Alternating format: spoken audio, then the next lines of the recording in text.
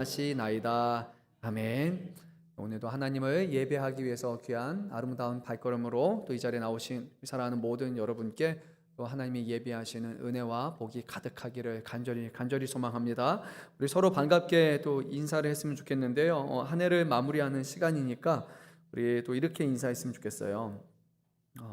일부 시간에도 잠깐 했던 것 같은데 서로 이렇게 먼저 인사하겠습니다. 주 안에서 사랑합니다. 먼저 한번 우리 이렇게 인사하겠습니다. 주 안에서 사랑합니다. 주 안에서 사랑합니다. 네, 그리고 또 한 번 이렇게 했으면 좋겠어요. 이 예배가 코로나 생각을 하면요, 그때는 텅텅 비어 있었던 그런 예배가 떠오르더라고요. 그래서 옆에 함께 예배한다는 것이 얼마나 큰 하나님의 은혜인지를 또 생각해 보게 되는데요. 그래서 이렇게 한번 인사하겠습니다. 옆에 계셔 주셔서 감사합니다. 우리 한번 이렇게 인사하겠습니다. 옆에 계셔 주셔서 감사합니다. 네, 옆에 안 계시면 앞뒤에 계셔 주셔서 감사합니다. 네, 서로 인사하겠습니다. 네, 여러분들이 이 자리를 지켜 주셔서 함께 우리가 예배할 수 있고, 이 예배가 저 혼자만 하는 예배가 아니라 우리 모든 성도들과 한 마음으로 한 뜻으로 하나님 앞에 드리는 예배가 될 수 있는 것, 여러분들이 그 자리를 지켜 주셨기 때문입니다. 한 사람 한 사람의 자리를 다 지킬 때 우리가 이 예배가 하나님 기뻐하시고 하나님 영광 돌리는 그런 예배가 되는 것 같아요. 올 한 해도 수고 많으셨습니다. 그리고 올해가 끝이 아니라 계속해서 주님이 오시는 날까지 우리 각자에게 주신 자리에서 하나님을 예배하는 자로, 또 하나님을 섬기는 자로, 또 하나님의 자녀로 우리가 살아가고, 또 그 가운데 하나님이 함께 하시고 복 주시고 일하여 주심을 경험하는 산 믿음과 산 신앙으로 살아가는 저희 여러분 되시기를 간절히 소망합니다. 오늘 우리에게 주시는 말씀입니다. 2025년 마지막 주일에 우리가 함께 나눌 말씀은 미가서 7장 말씀입니다. 올해 마지막 말씀이 미가서라는 사실 자체가 참으로 의미심장합니다. 왜냐하면 미가서 말씀은 메시아 곧 예수 그리스도에 대한 소망을 품고 끝맺는 책이기 때문입니다. 5장 2절에서 하나님은 이렇게 약속을 하셨습니다. 베들레헴 에브라다야, 너는 유다 족속 중에 작을지라도 이스라엘을 다스릴 자가 내게서 내게로 나올 것이라. 그의 근본은 상고에 영원에 있느니라. 아멘. 이 말씀은 이 땅에 오실 예수님에 대한 예언의 말씀으로 잘 알려져 있습니다. 예수님께서 가장 작은 베들레헴의 에브라다라는 곳에서 태어나시게 됐는데, 이것이 우연으로 이루어진 것이 아니라 그의 근본은 상고, 아주 오래전에, 그리고 영원에 있느니라는 말씀부터 하나님은 그의 아들을 보내실 것을 영원 전부터 계획하셨다는 것을 우리는 알 수 있습니다. 이 말씀은 베들레헴의 마이구에 오신 예수 그리스도를 통해서 우리에게 이미 이루어졌습니다. 그렇다면 우리는 이런 질문을 한번 해봐야 될 것 같아요. 왜 하나님은 선지자 미가를 통해서 메시아를 그토록 기다리도록 하셨을까요? 왜 이스라엘 백성들에게 너희가 메시아를 기다려야 된다, 메시아를 대망해야 된다라고 그렇게 말씀하시면서 이 미가서의 말씀을 통해 메시아가 올 것을 말씀하실까요? 그리고 이 질문은 2000년이 지난 우리에게도 이루어집니다. 왜 하나님의 아들이 2000년 전에 이 땅에 오셔야만 하셨고, 왜 우리는 예수님께서 다시 오실 것을 기다리고 있습니까? 라는 거예요. 왜 메시아입니까? 왜 예수님입니까? 그리고 그 이유는 단 하나이죠. 수천 년이 지나도 이 세상이 마지막까지도 주님 오시는 그날까지 인류의 시작부터 지금까지 우리 스스로 해결하지 못한 그 문제가 있기 때문입니다. 그래서 오늘 미가서 7장 말씀은 그 문제를 아주 정직하게 드러냅니다. 그리고 그 문제의 끝에서 우리는 자력으로 불가능하고 우리가 기대해야 될 분이 오직 하나님 한 분밖에 없다는 것을 오늘 말씀을 통해서 우리는 경험하게 됩니다. 우리 말씀을 속으로 들어가서요, 먼저 본문의 이스라엘 상황이 현실이 어땠는지를 차분히 살펴보면서 그 가운데 그들에게 주어진 메시아에 대한 소망이 무엇인지를 한번 살펴보고, 또 이 땅에 오신 예수님, 그리고 다시 오실 예수님을 향한 그 마음이, 그 대망이 우리에게 더욱더 커져가기를 소망합니다. 미가서 7장 1절에 2절 말씀을 보면 이 미가는요, 자신을 예루살렘으로 의인화해서 그렇게 말을 하기 시작을 합니다. 그래서 우리 한번 1절 말씀을 먼저 읽어보도록 하겠습니다. 재앙이로다 나여, 나는 여름 과일을 딴 후와 포도를 거둔 후 같아서 먹을 포도송이가 없으며 내 마음에 사모하는 처음 익은 무화과가 없도다. 아멘. 재앙이로다 나여라고 말하고 있는데 나는 예루살렘, 또 정확하게 말하면 이스라엘을 가리키는 겁니다. 근데 미가 선지자는 이스라엘이 아니잖아요. 거기에 있는 한 명이 불과하잖아요. 근데 자기 자신을 바로 이스라엘처럼 그렇게 의인화해서 말합니다. 1절 말씀을 보게 되니까 나는 여름 과일을 딴 후와 포도를 거둔 후 같다라고 얘기를 합니다. 여름에 과일을 따고 포도를 거뒀다면 이제 그 다음에 뭐 해야 됩니까? 거둔 것을 먹는 일만 남았잖아요. 원래는 열심히 수고했고 땀 흘렸고 농부가 심었고 그리고 이제 추수했다면 그럼 얼마나 많이 우리가 추수했을까 그거를 보면서 또 하나님께서 베푸신 은혜에 감사하고 서로 함께 나누는 그런 일이 있어야 되는데 오늘 말씀에 보니까요 포도송이가 없다고 말하고 있고 사모하는 처음 익은 무화과도 없다라고 말합니다. 문제는 아주 분명합니다. 열심히 수고해서 심었는데 거두어진 열매가 없다는 거예요.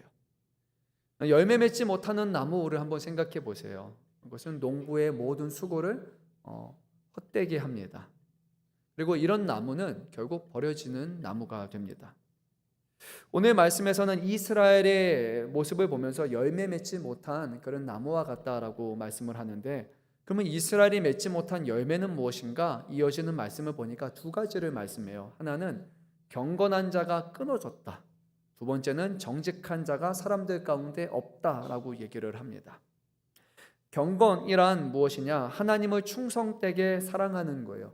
하나님이 우리에게 인자하신 하나님이시기 때문에 하나님이 아주 충실하게 충성되게 우리를 사랑하시는 것처럼 우리도 그 하나님을 사랑하는 것이 바로 경건입니다. 그리고 정직이라는 것은 하나님의 거룩하신 성품을 우리의 삶으로 드러내는 거예요. 그래서 하나님을 경외하고 하나님을 알아가고 하나님을 사랑하는 사람에게는 당연히 경건이 더해져야 될 것이고 그리고 삶 가운데 정직함이 더해져야 되는 것이 마땅한데요. 그런 열매 맺기를 하나님은 기뻐하셨는데 지금 이스라엘은 경건한 자가 끊어졌어요. 아주 적은 게 아니라 이제는 끊어졌다. 그리고 정직한 자가 사람들 가운데 아무리 찾아봐도 없다 라고 오늘 그렇게 말씀하십니다. 여기서 말하는 문제는 단순한 정직 또는 거짓이라는 도덕의 문제를 넘어서서 종교와 그리고 이 나라를 바치고 있는 그 사회가 지금 동시에 무너졌다라는 아주 끔찍하고 두려운 선언이기도 합니다. 하나님 앞에서 충성된 사람도 없고 그리고 하나님의 성품을 반영해서 이 사회를 정직하게 세워나가야 될 사람들도 사라졌다라는 거예요. 그렇다면 이 이스라엘의 상황은요 신앙도 문제가 됐고 사회도 문제가 됐고 이제는 다시 회복할 수 있는 그런 자정 능력을 완전히 상실했다는 그런 선언입니다. 그래서 이어지는 3절 말씀을 보면은요 지금 이스라엘 현 상황이 어떠냐면요 탐욕스러운 관리들이 있고요 그리고 돈에 매수된 재판관들이 있고요 자신의 사회 사역을 채우는 권력자들이 있습니다. 이 사람들이요 지금 안타깝게도 공모했어요. 서로가 하나가 돼가지고 아주 열심히 두 손 두 발 다 해가지고 악을 행하고 있는 모습이에요. 탐욕스러운 관리, 매수된 재판관, 사리사욕을 채우는 권력자 이 셋이 똘똘 뭉칠 때 아주 어마어마한 일들이 일어납니다.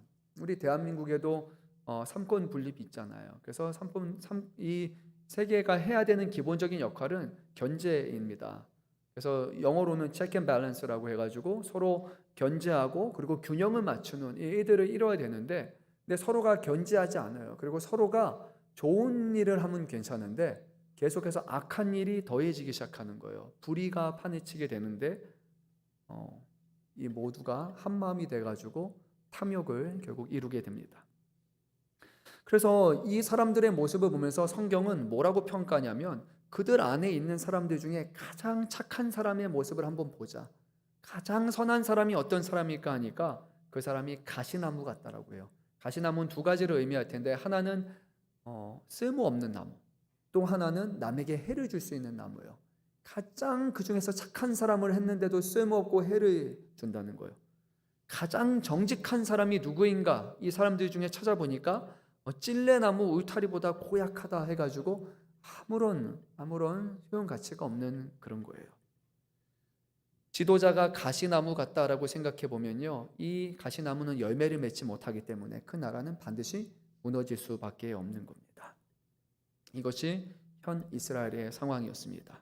근데 이것은 국가의 문제가 아니고요, 이런 상황이 되면 이것은 국민들의 문제로 이제 백성들로 연결이 됩니다. 그래서 5절에서 이어지는 6절 말씀을 보게 되면요, 서로의 불신이 싹트게 됩니다. 정치와 권력이 또 법으로 인해서 거기서 계속해서 사람들의 약탈하고 착취하는 일들이 일어나다 보니까 이제는 이웃 대 이웃을 믿을 수가 없어요. 그리고 친구와 친구가 믿을 수 없고요. 오늘 말씀에서는 어느 정도로 불신이 심하냐면 같은 침상에 누워있는 내 사랑하는 아내에게도 믿을 수가 없다. 그래서 아내에게도 아무 말 하지 말라라고 할 정도로 불신이 채워지는 그 시기였습니다. 믿을 수 없는 사회입니다. 그리고 더 나아가서요, 이제는 아버지와 아들이 싸웁니다. 어머니와 딸이 싸웁니다. 그리고 며느리와 시어머니가 다툼이 일어나게 됩니다. 서로가 욕심과 또 자신의 뜻을 이루기 위해서 서로를 이해하지 않고 신뢰하지 않고 양보하지 않고 지금 너무 상황 자체가 약탈과 탐욕으로 채워지게 되니까 내가 중요해. 아버지가 아니라 내가 중요해. 나 살고 봐야 돼. 어머니가 없을 필요가 있어. 내가 살아야 돼. 서로가 자기 자신만 앞세우다 보니까 서로 분쟁과 다툼만 일어나게 되는 거예요. 이 땅에 오신 예수님께서도 이런 말씀하신 적이 있어요. 예수님께서 우리에게 오셔서 복음을 전해 주실 때 이 복음이 우리 안에 하는 일들을 보니까 가정 안에 불화가 일어난다고 얘기했어요. 가정 안에 평강이 아니라 불화가 일어나요. 근데 여기서 말하는 불화는요, 부정직하고 부도덕한 그래서 일어나는 것이 아니라 가정과 우리의 삶 자체는 이미 지금 죄로 물들어 있고 부조리함과 부정함과 신뢰하지 못하는 그 시작인데, 거기에서 복음과 진리가 선포되는 그때 우리의 가정에 빛이 비춰지게 되니까 그 안에는 불편함과 그리고 불화가 생길 수밖에 없어요. 근데 그거는 과정이에요. 그거는 더러운 것에서 깨끗한 것으로, 잘못된 것에서 이제는 옳은 것으로 가는 그런 과정에서 생기는 그런 불화가 일어나는 건데, 오늘 본문의 말씀은 그게 아니에요. 서로가 서로를 신뢰할 수 없고 서로가 탐욕으로 물들어서 나밖에 없다라고 말하는 그런 불화가 생겨나는 거예요. 가정이 이렇다면 여러분, 우리는 누구를 의지하고 누구에게 말을 할 수 있겠습니까? 가장 가까운 내 가족조차 이렇게 된다면 말이에요. 이것이 바로 이스라엘의 현 모습이었습니다. 이스라엘은요, 자정 능력을 상실한 공동체였어요. 그리고 그 이유가 무엇인가 하니까 아주 분명했습니다. 하나님을 경외함을 상실했기 때문입니다. 하나님을 두려워하고 하나님을 경외하고 하나님이 살아계시고 그분이 우리를 감찰하시고 하나님이 우리를 판단하시고 하나님이 우리를 도우시고 살아계신 하나님이라는 것을 잃어버리고 하나님을 삶 가운데 경험하지 못하고 의식하지 못하고 하나님 없어도 되는 것처럼 살아가기 때문에 결국 하나님을 향한 경외함을 잃어버리는 순간 하나님의 말씀을 우리의 삶의 중요한 것으로 두지 않게 되고요. 이스라엘에게 줬던 그 율법은 아무런 의미가 없어요. 율법은 지키는 사람들만을 위한 거예요. 그런데 율법을 잘 지키면 어떻게 돼요? 손해가 나요. 하나님 앞에 제사도 해야 되고요. 하나님 앞에 드리는 것도 있어야 되고요. 그리고 우리가 땅을 열심히 이제 놀린 다음에 7년이 되면 안식년을 맞이해서 또 한 해는 또 쉬어야 된단 말이에요. 그리고 내가 다른 사람의 땅을 이제 그 사람이 빚을 져가지고 받아왔단 말이에요. 근데 50년 되는 희년이 됐어요. 그러면 그 땅을 아무것도 받지 않고 다시 돌려줘야 되는 거예요. 그러니까 얼마나 큰 손해예요. 지키지 않는 사람, 말씀대로 살아가지 않는 사람은 손해를 나지 않는데 말씀대로 살아가다 보니까 손해가 많이 나는 거예요. 하나님을 경외하지 않는 사람은 어떻게 하느냐? 말씀을 버리게 되는 거예요. 말씀을 따라 살아가지 않는 거예요. 그래서 하나님을 경외하는 사람과 경외하지 않는 사람들의 아주 확실한, 아주 명확한 구분은 뭐냐? 말씀을 두려워하는가? 말씀으로 살려고 하는가? 말씀 앞에 내 자신을 변화시키려고 하는가? 아니면 말씀은 여기, 그리고 내가 중요하다고 생각하는 거예요. 하나님의 살아계심과 하나님에 대한 경건과 하나님을 향한 두려움을 갖는 사람이라면 하나님의 말씀 또한 동일한 가치를 두게 되는 겁니다. 근데 안타깝게도요, 이스라엘은 그렇지 않았어요. 하나님 향한 경외함을 상실하는 순간 어떻게 되느냐? 이제 사람들은 탐욕에 물들게 됩니다. 내 것, 당신의 것, 어찌 됐던 간에 이 모든 것을 이제 내 것으로 가져와서 나라는 기울고 있어도 나만 잘 살면 되고 내 자식만 잘 먹이면 되고 나라는 어떻든 간에 상관이 없다라는 거예요. 최근에 한국에서도 가끔 뉴스를 보면 좀 안타까운 소식을 많이 봐요.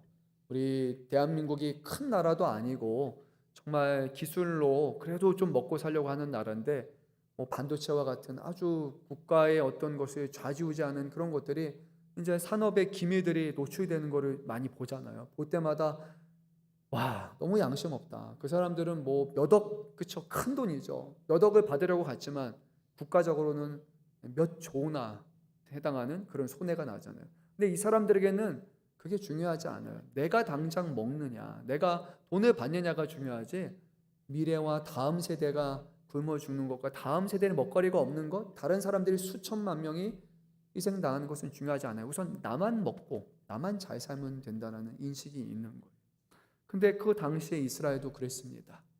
지도자들과 부패한 관리들이 우선 나만 잘 살면 된다라는 것으로 인해서 이 이스라엘 안에는 끔찍한 어려움을 겪게 됩니다. 하나님은요, 고아와 과부를 돌보라고 했습니다. 나그네를 돌보라고 했습니다. 근데 그렇지 않습니다. 고아 과부를 오히려 착취하는 일들이 발생합니다.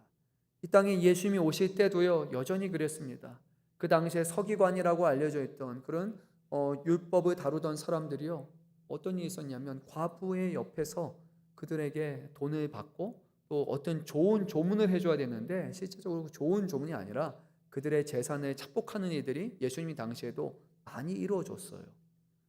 사람들이 결국 하나님의 경건함을, 하나님의 앞에 두려움을 잃어버리는 그 순간 거기에는 불의가 판을 치게 된다는 거예요. 그래서 이것을 미가는 눈으로 보고 있었어요. 자신의 동네에서 또 이스라엘 안에 벌어지는 아주 조직적인 범죄 앞에, 그리고 사회가 병들어서 지금 죽어가는 그 모습을 보면서 과연 우리에게 어떤 소망이 있을까? 이 나라가 과연 미래가 있을까라는 그런 생각을 하게 됩니다. 그리고 이 절망 속에서 미가는 7절 말씀 보니까 이렇게 말합니다. 오직 나는 여호와를 우러러 보며 나를 구원하시는 하나님을 바라보나니 라고 말합니다. 근데 이 말씀은요, 동전의 양면과 같아요. 이것은 낙관이 아니에요. 하나님 계시니까 잘 될 것 같아요 라는 그런 고백이 아니에요.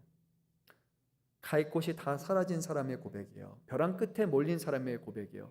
이스라엘 땅에는 희망이 없다. 하나님 외에는 이 문제를 해결할 수 있는 방법이 없다. 그 정도로 멀리 갔다라는 고백이에요. 하나님 외에는 소망이 없다예요.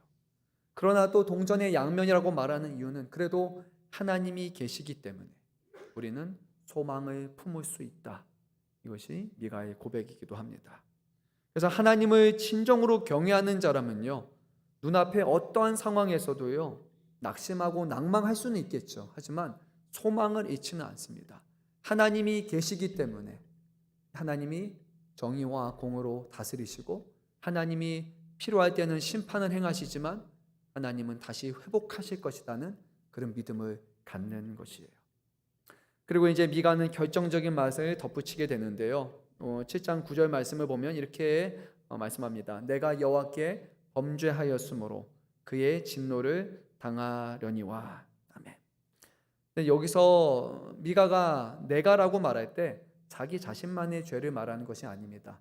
7장 앞부분에서 이스라엘의 죄, 이스라엘을 의노하여서 말한 것처럼 이스라엘의 모든 죄에 대해서 지금 내가 여호와께 범죄했다라고 자신의 죄인 것처럼 말하고 있는 거예요. 여기서 기억해야 될 것은 미가는요, 죄를 변명하지 않습니다. 그리고 하나님의 심판에 대해서 억울해하지 않습니다. 지금 이스라엘의 상황은 아마도요, 사네립이나 또는 아수르에서 계속해서 지금 침략을 받고 있는 그런 상황이에요.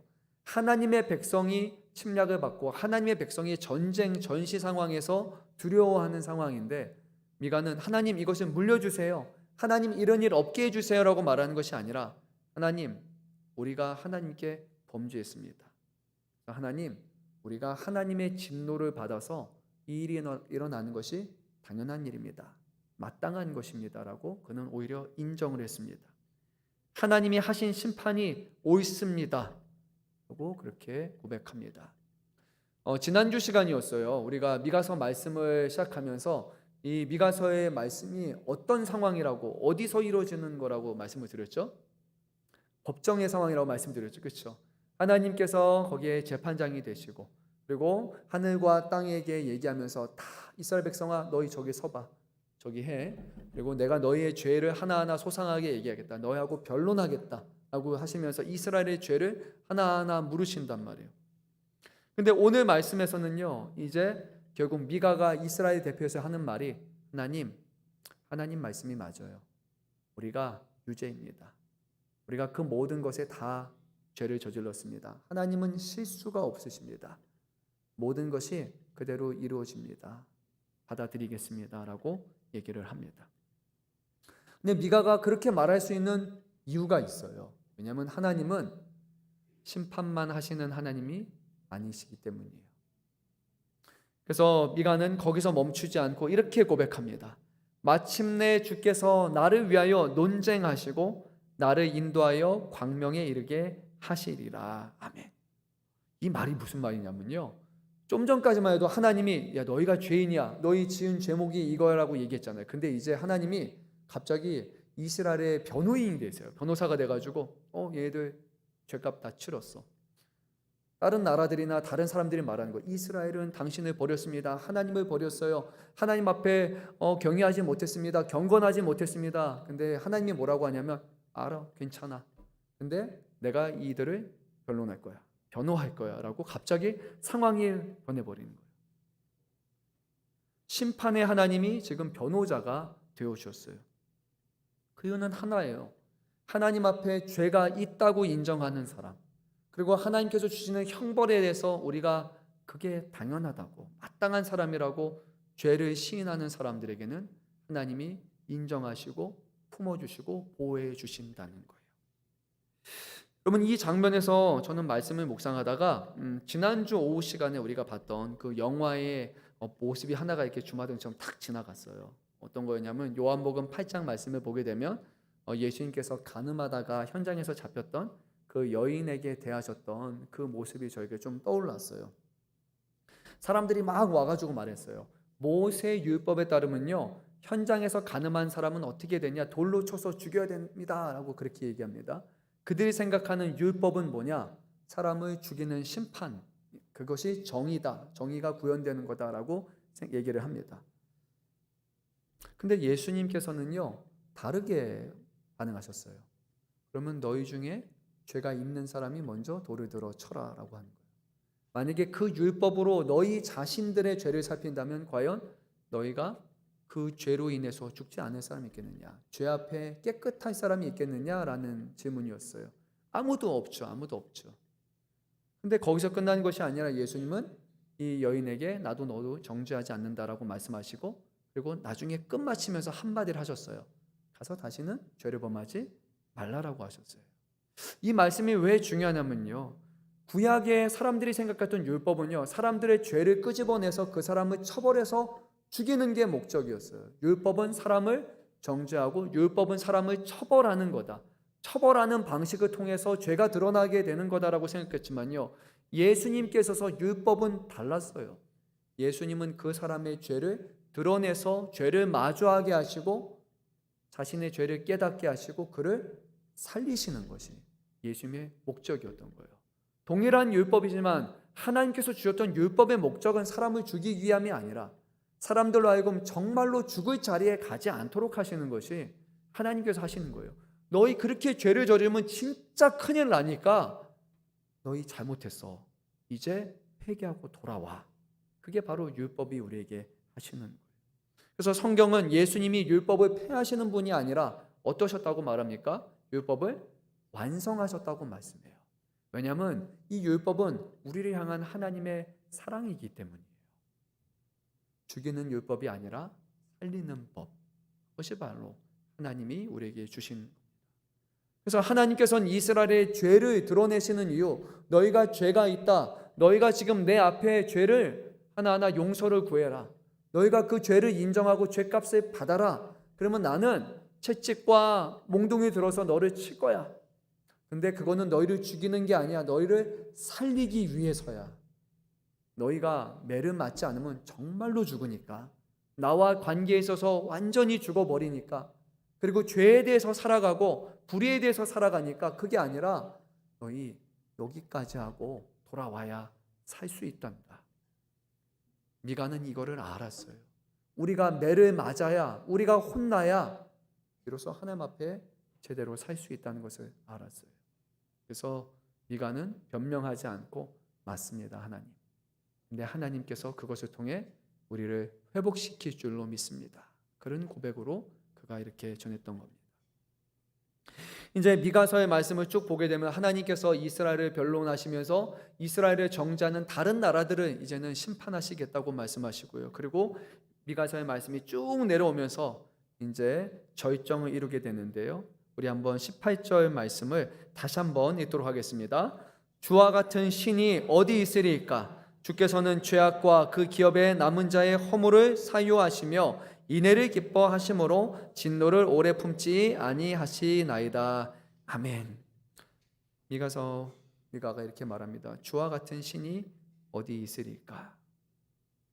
근데요, 미가라는 사람의 이름이요 원래 이 의미를 갖고 있습니다. 주님과 같은 분이 누굽니까? 하나님과 같은 신이 누굽니까? 그게 바로 미가라는 사람의 이름이에요. 그래서 미가의 시작도 주와 같은 신이 어디 있으리까라는 걸로 시작을 해서 마지막도 주와 같은 분은 없습니다 라는 그런 선언으로 끝이 납니다. 왜요? 왜 하나님과 같은 신이 없습니까? 하나님은 죄를 사유 곧 용서하시고 허물을 드러내시는 것이 아니라 허물을 감추시고 넘기시고, 그리고 더 나아가서 하나님은 인애를 기뻐하시는데, 인애는 언약적인 사랑이에요. 하나님은 사랑하는 것을 기뻐하시는 분이에요.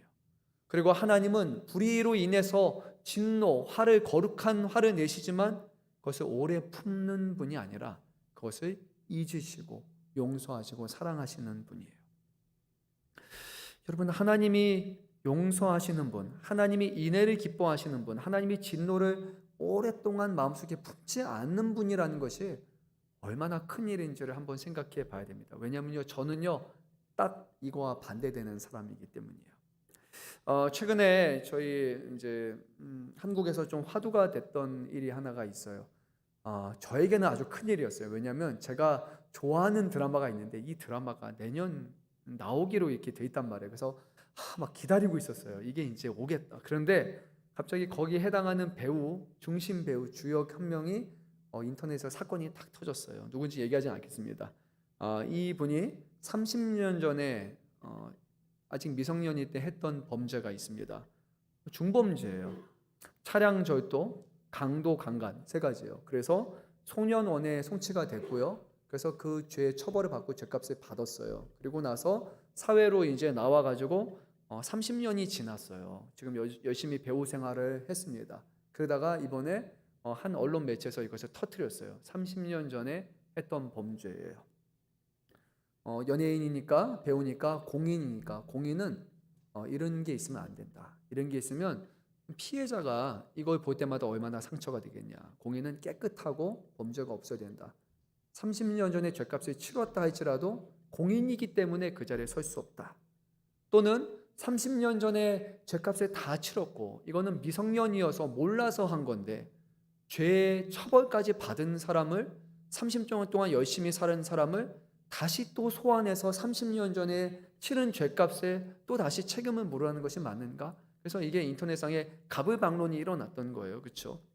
저는 이 자리에서 뭐가 맞다고 얘기하는 게 아니에요. 참 어려워요. 시비를 가리는 게.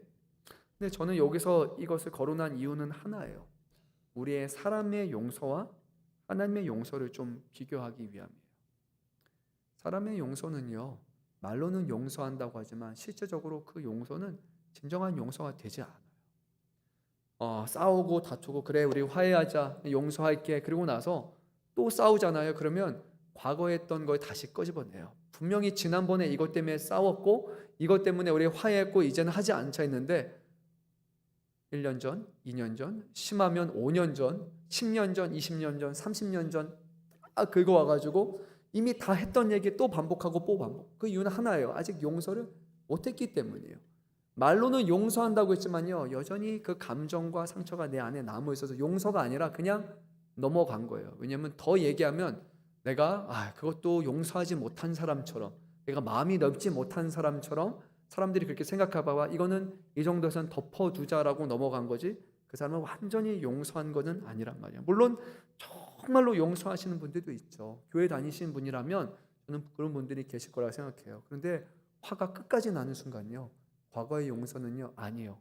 오늘 현재도 다시 그 사람이 나한테 용서를 구해야 되는 현재의 문제로 다시 가져오기 시작을 합니다. 하나님이요, 우리의 죄를 아세요. 하나님은 우리의 죄를 드러나는 이렇게 30년 전에 있었던 처벌받은 문제만 그런 것을 아는 게 아니라, 하나님은 우리가 태어난 순간부터 지금까지 살아오면서 지은 모든 죄를 하나님은 하나도 빠지지 않고 다 기억하고 있다고 생각해 보세요. 여러분, 하나님의 용서는요, 우리가 생각하는 용서하고는 전혀 다른 것입니다. 저는 한번 하나님 앞에 얼마나 많이 죄를 저질렀을까 세지 못하겠어요. 한 100만 번 졌을까요? 물론 대부분의 것들이 몇 개 안에 같이 겹칠 것 같아요. 그런데도 불구하고 횟수로 친다면 적으면 100만 번, 많으면 모르겠어요. 제가 의식하지 못하고 지은 죄가 저는 너무 많다고 생각이 든단 말이에요. 근데 하나님이 죄목을 쫙 펼치면서 한 200만 개 정도 되는데, 자, 우리가 하나하나씩 다 논하고 나는 이거에 대해서 너에게 책임을 다 묻지 못했는데 다 갚으라고 말한다면 여러분, 불가능할 거예요. 하나님은 우리보다 죄를 더 많이 아시는데, 근데도 불구하고 성경은 하나님이 우리에게 그 죄값을 하나하나 다 물으시지 않으신다고 말씀해요. 하나님은 우리에게 죄를 들춰내셔서 죄로 인해서 우리가 가슴 아파하고 죄로 인해서 괴로워하는 것을 보면서, 그래, 너희가 나한테 잘못했는데 그렇게 해야지, 그렇게 말씀하시고 그 모습을 즐거워하시는 하나님이 아니세요. 오히려 성경은 이렇게 말씀해요. 하나님은 사유하신다. 하나님은 허물을 덮으시고 넘기신다. 하나님은 인애를 기뻐하신다. 하나님은 진노를 오래 품지 않으신다. 하나님은 죄를 가볍게 여기지 않으십니다. 하나님은 그 죄의 값을 아들 되시는 예수님께 대신 물으셨을 때 하나밖에 없는 하나님의 아들이신 예수님이라 할지라도 하나님의 아들은 죽임을 당하셔야 됐어요. 하나님은 죄를 가볍게 여기시는 분이 결코 아니에요. 그런데 회개한 자를, 모든 죄를 죄 없다고 말씀하시고, 이제 죄가 청산되었으니까 나의 사랑으로 너에게 더해 주시겠다. 나는 인애를 기뻐하는 사랑이 많은 하나님이다라고 우리에게 말씀하십니다. 19절 말씀을 보니까 이렇게 성경은 말씀합니다. 우리의 죄악을 발로 밟으시고 모든 죄를 깊은 바다에 던지신다라고 말씀해요. 죄를 끄집어내셔서 죄를, 그래 너 죄인이야 라고 죄목을 다루시는 분이 아니라 그 죄악을 밟고 깊은 바다에 던져서 우리에게서 그 죄를 완전히 분리시키셔서 죄 없는 모습으로 살아가도록 하나님이 하시겠다는 거예요. 죄를 기억하지 않으시고 관리하지 아니하시고 죄를 끝내 처리하시는데, 여러분, 그 죄는요 십자가 위에서 처리가 되었습니다. 그래서 오늘 미가는 하나님에 대해서 생각하면서 이런 고백을 할 수밖에 없어요. 미가가 너무 좋은 사람이고 믿음이 좋아서 하는 게 아니에요. 주와 같은 분이 없다고, 하나님과 같은 신이 없다고 하는 이유는 한 가지예요. 하나님이 그렇게까지 하실 이유가 없기 때문이에요. 도저히 이해가 되지 않는 거예요. 왜 하나님이 그렇게까지 하십니까? 하나님 왜 그렇게까지 우리를 용서하십니까? 하나님 왜 그렇게까지 우리를 사랑하십니까? 하나님 이렇게까지 하시는 이유가 무엇입니까? 이것이 미가를 통해서 하시는 고백이에요. 미가는 주와 같은 분이 없다고, 하나님과 같은 분이 없다고 고백해요. 이거는요 마지막까지 가본 사람이 하는 말이에요. 자신의 의가 하나님 앞에서 산산이 무너지고 하나님 앞에 그건 그래서 그랬어요, 그건 그랬어요, 이건 이래서 그랬어요 라는 변명이 다 사라지고, 하나님 맞아요. 제가 잘못했어요. 내가 죄인이에요. 내가 지은 죄가 너무 많아요. 라는 하나님이 다 맞습니다라는 그런 사실 앞에 섰을 때 그때 이 말 외에는 할 말이 없어지는 거예요. 사랑하는 성도 여러분, 한번 제가 묻겠습니다. 하나님이 우리를 용서하신 이유가 우리가 충분히 회개했기 때문입니까? 충분히 회개하셨다고 생각하시는 분 혹시 계세요? 내가 회개를 너무 열심히 해서 내가 완전히 돌아왔기 때문에 하나님이 나를 용서하셨다. 자, 하나님이 우리를 다시 붙들고 계시고 우리를 자녀 삼으시고 지금 함께 하신 이유가 우리가 잘할 것 같아서, 그래서 하나님이 우리를 지금 붙들고 계십니까? 아마도 우리는 가다가 또 넘어지기도 하고 또 곁길로 갈 거예요. 그리고 또 죄를 반복해서 짓게 될 거예요. 우리가 회개했기 때문에 용서하신 것도 아니고 우리를 붙들고 계신 이유가 우리가 다시 잘할 것 같아서가 아니에요. 왜 하나님이 그러시냐면요, 하나예요. 하나님은 원래 그런 분이세요. 하나님은 그냥 그러신 분이에요.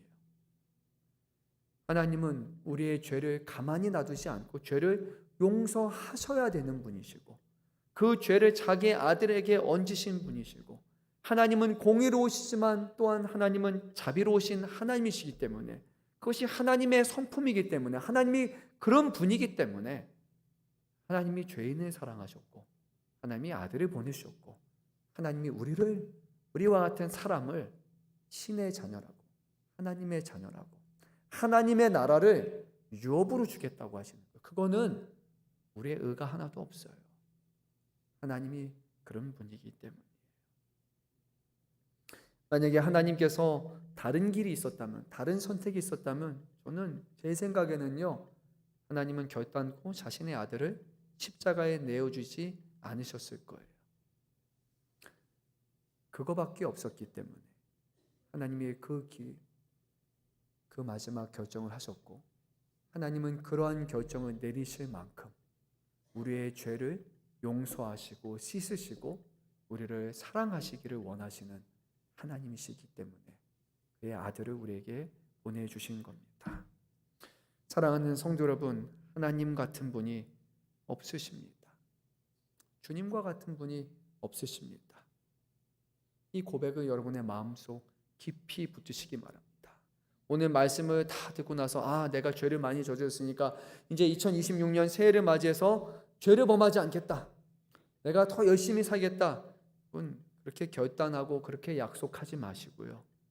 오늘 한 가지 우리의 마음속에 붙들었으면 좋겠어요. 하나님과 같은 분이 없다고요. 하나님처럼 우리를 사랑하시는 분이 없다고요. 하나님처럼 우리와 함께하고 싶어 하시는 분이 없으시다고요. 그리고 주와 같은 분이 없다라는 이 고백이 저와 여러분의 진정한 고백이 되면 이 고백이 우리 안에 회개가 불러일으킬 것이고, 이 고백이 하나님을 향한 우리의 감사가 될 것이고, 이 고백이 우리가 하나님을 진정하게 예배해야 될 이유가 될 것입니다. 저와 여러분 다르지 않습니다. 하나님의 은혜 외에는 다른 것은 없습니다. 우리를 사랑하시고 우리를 영원토록 용서하시기를 원하시고 우리를 사랑하기를 기뻐하시는 그 하나님을 기억하시고 또 그 하나님을 찬양하시고 그 하나님의 이름을 높여드리는 저와 여러분 되시기를 축원합니다. 우리 찬양 한 곡 부르고 같이 기도하도록 하겠습니다.